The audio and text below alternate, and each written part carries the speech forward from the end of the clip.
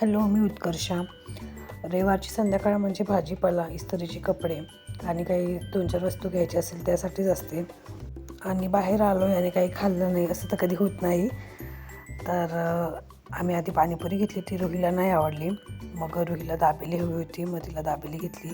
आणि रुहीसाठी मला बुक्स घ्यायचे होते कलरिंगसाठी. तिला आवडतं कलरिंग, तर मग त्यामुळे ह्या दुकानात आली होती. तर बाहेर असे संक्रांतीच्या वाणासाठी काही वस्तू होत्या, त्या बघत होती.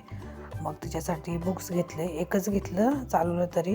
म्हटलं बघूया ती व्यवस्थित करेल तर अजून घेऊ शकतो.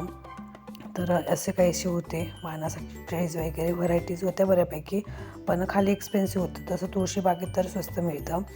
मग भाजीपाला घेतला, ज्यासाठी आलो होतं ते घेतलं. मग भाजीपाला मेन होता, तर भाजीपाला घेतला. आणि घरी येऊन बघितलं तर घराचा पार स्विमिंग पूल झाला होता.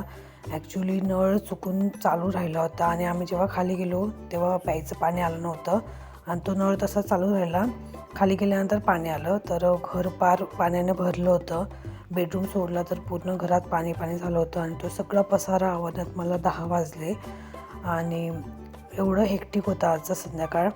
असं कधी होत नाही, पण हे असं पहिल्यांदाच झालं. पण ठीक आहे, याच्यातूनही काही नवीन शिकायला भेटलं की यापुढे बाहेर पडताना 4दा तरी नळ गॅस वगैरे चेक करूनच जायचं. तर असा गेला आज आमचा दिवस. भेटूयात नवीन ब्लॉगमध्ये, तोपर्यंत बाय.